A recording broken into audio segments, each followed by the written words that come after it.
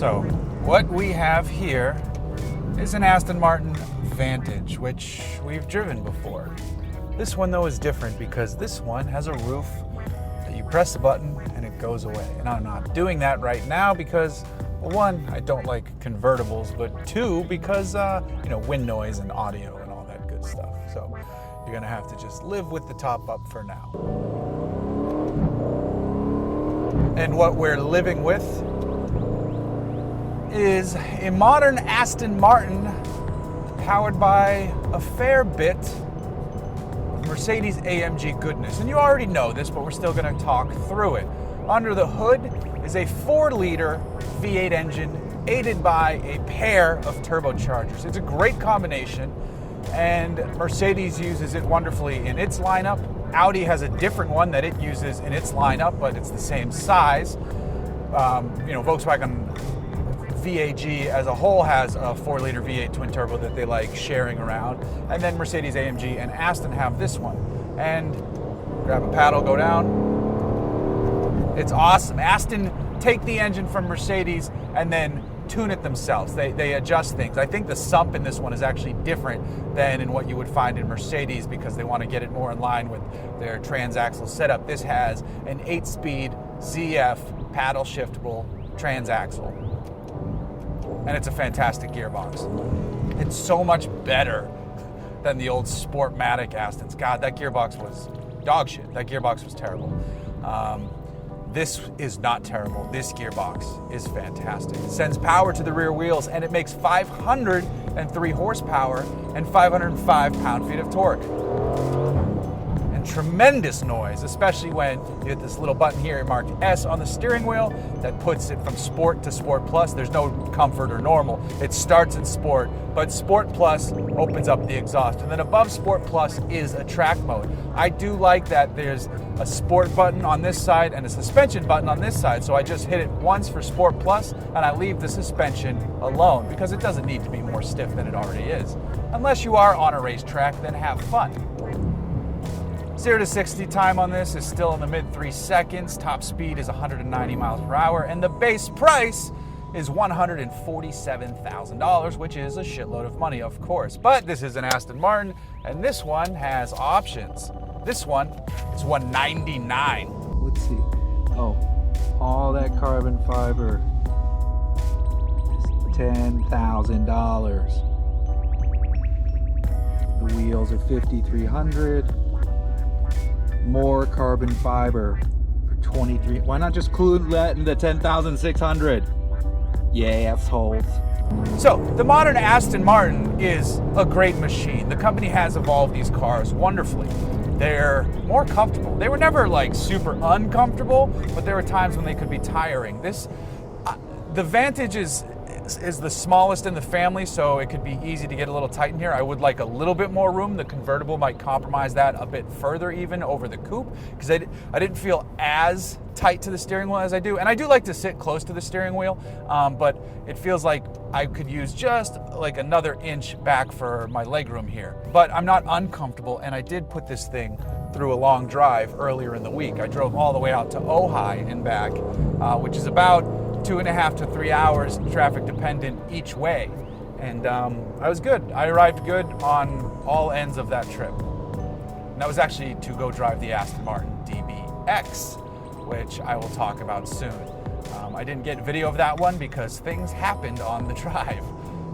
But I will say this about that vehicle. We're going to get our hands on it again, which will be awesome. And you should know that on road, it is shockingly good. You know, I expected it to be okay, but it is shockingly good. Basically the same engine as this with more power. That makes 542. Instead of this 8-speed, it gets Daimler's 9-speed, which isn't as good, but was fine. This is better, but that one was fine. And then it is heavily rear-wheel drive bias setup, and it grips through corners. It turns in amazingly well. Very impressed with that until we took it off-road, which I will get into at another time. I'll write something up for Hooniverse.com, which you should go read. But we're not in that vehicle right now. We're in the Vantage.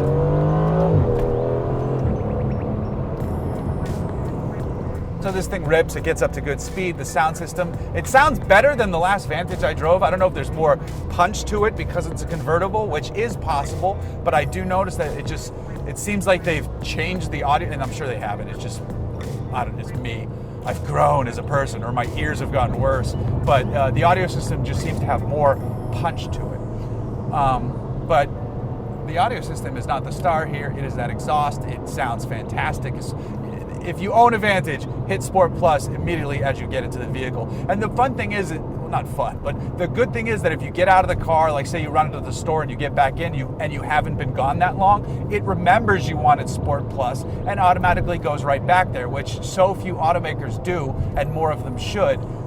So good for you, Aston Martin. This blue paint is gorgeous. It's a stunner. I would never order this for me if I was ordering one of these, but if you do order this color, it looks really good in person. So we need more colors in our cars, and this is a good one. It's probably why that options list is so expensive. This thing is fun. If you want it to be tail happy, it will be tail happy. If you want it to be a refined cruiser on the highway, it does that well too. It is definitely it's definitely a sports car with GT elements. The rest of the Aston lineup is firmly in the super duper GT space. This is a sports car with some GT elements.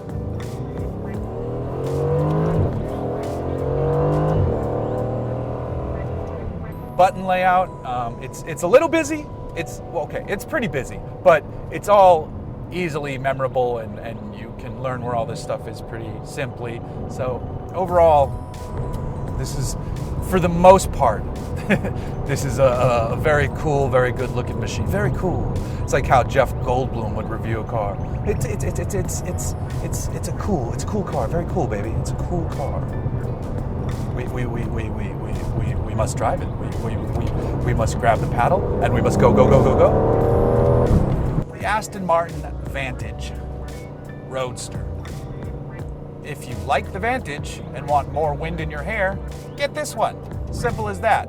I prefer the coupe. I really like the coupe. I would probably buy the coupe over the Porsche, even though the Porsche is faster and better. This looks cooler. This sounds way cooler. And there's something about knowing, like, oh yeah, a Porsche is aspirational. An Aston Martin is significantly more aspirational. So if you have the means and you're deciding between the two, are you going to win races in the Porsche? Yeah, but are you going to actually enter races? No. So get the Aston. Come on.